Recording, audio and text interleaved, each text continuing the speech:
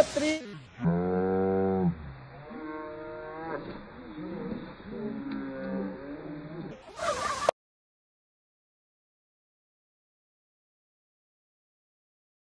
Hello, welcome to Pinay in Ontario YouTube channel. Guys, for today's vlog, we are on the way to Calapan. It's time again to renew our tourist visa. So that being said, kasama na ako doon sa pagre-renew kasi noong nagre-renew kami, asawa ko lang kasi kailangan niya mag-renew every 2 months. So ako as balikbayan, allowed ako mag-stay dito ng 1 year free of charge. Siya 2 months lang, 2 months. So ngayon na June na rin niya na mag-renew. Sasabay na ako kasi yung renewal ko is September 6. Dumating kasi kami dito September 6. So 1 year na kami dito. So kailangan ko na mag-renew ng tourist visa ko. So tingnan natin kung magkano yung renewal nila sa balikbayan. Kasi nung 2 weeks ago, nandun ako sa Zamboanga City. Nag-inquire ako sa may immigration ng Zamboanga. Sabi nila more or less daw 10,000 pesos. So parang namamahalan ako. So tignan natin dito sa Calapan kung magkano yung renewal nila sa balikbayan. Kasi yung sa asawa ko, first renewal niya is maabot yata ng mga 6,000 ganon. So mura yung sa kanya. Pero yung stay niya lang is visa free is 1 month. Tapos after 1 month nag-renew siya for the first time. 2 months yung binigay and then 2 months. So sa mga provinces ng Pilipinas, kung pupunta kayo sa immigration, ay 2 months lang talaga yung ibibigay nila sa'yo. So yung nagbibigay lang ng 6 months is the main office of immigration, which is sa Intramuros.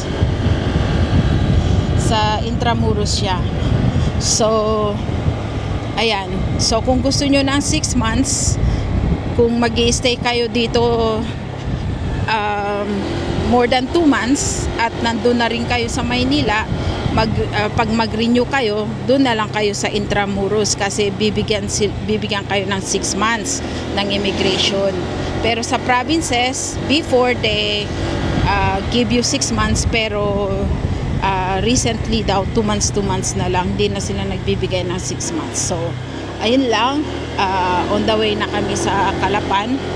Magre-renew ulit kami ng asawa ko at saka yung akin na din tourist visa.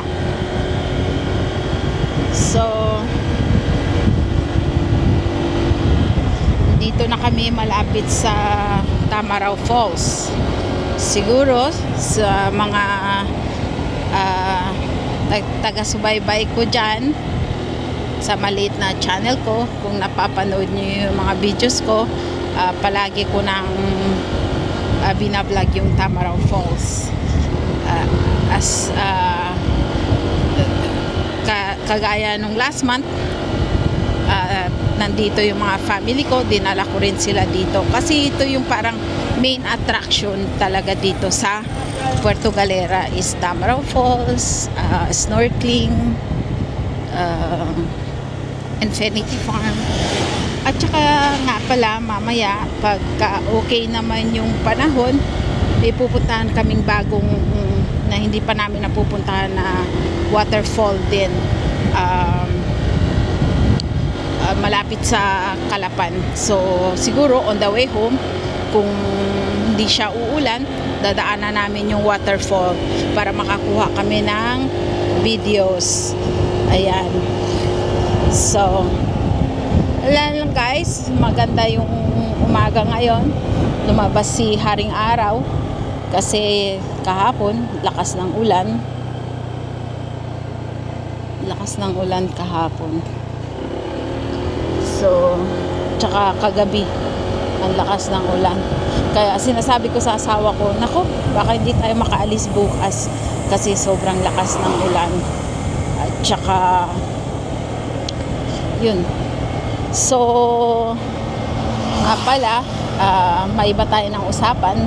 Yung Puerto Galera, Oriental Mindoro in particular, ayan yung waterfall, guys.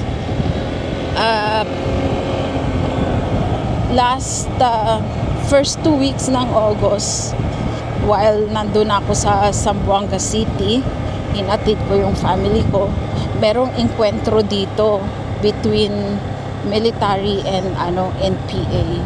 So, 3 yung namatay sa military side dito sa may papuntang Calapan. So, kaya sana gabayan kami ng Diyos na okay yung pagpunta namin ng Calapan. Kasi talagang dapat sa puerto meron na dapat silang parang renewal. Magtatayo sila ng parang immigration doon sa bagong municipal. Kaso parang hindi pa yata natuloy. Kaya yun.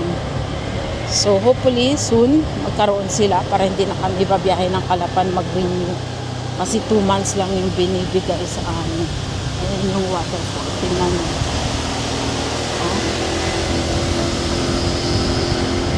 Diba? Sobrang ganda niya. Ayan. So, yun. Sana magkaroon sila ng immigration office sa may Puerto Galera para hindi na kami bibiyahe ng Calapan. Kasi maabot din to ng by motorcycle ng mga 1 oras din eh. So, malayo din yung binabiyahe namin. So, sabi nila magkakaroon daw. Hindi ko alam. Wala pa. Dapat end of July. Sabi nila end of July daw dapat. Beginning of August. Ganun. Na ngayon, September na.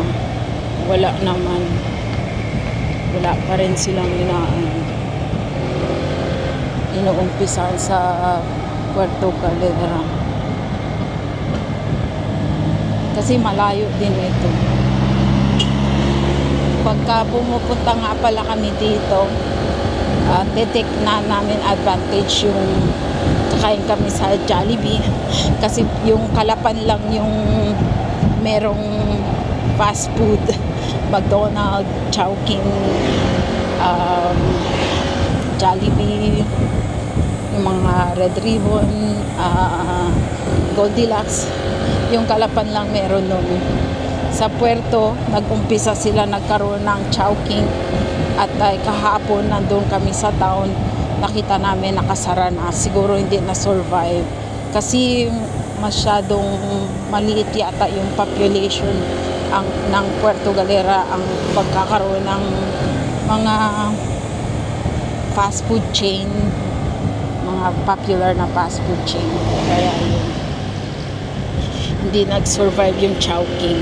At saka kasi yung Chowking sa Puerto Galera, wala silang, konti lang yung menu nila, yung mga chow pao, mga siomai, halo-halo, mga ganun lang yung nila. Hindi sila full menu kagaya ng mga nasa malaking cities na Chowking. Hindi sila full menu. Selected lang yung kanilang menu. So,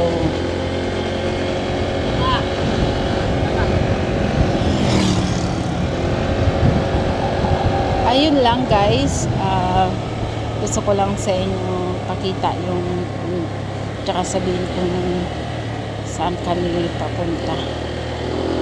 renewal time na naman ng aming tourist visa.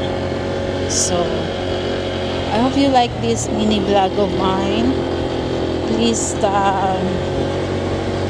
comment, like, and share Pinay in Ontario YouTube channel. And before I end this video, I just want to thank every single one who subscribe and follow all my little vlogs here in Oriental Mindoro. Thank you so much, everyone. Bye.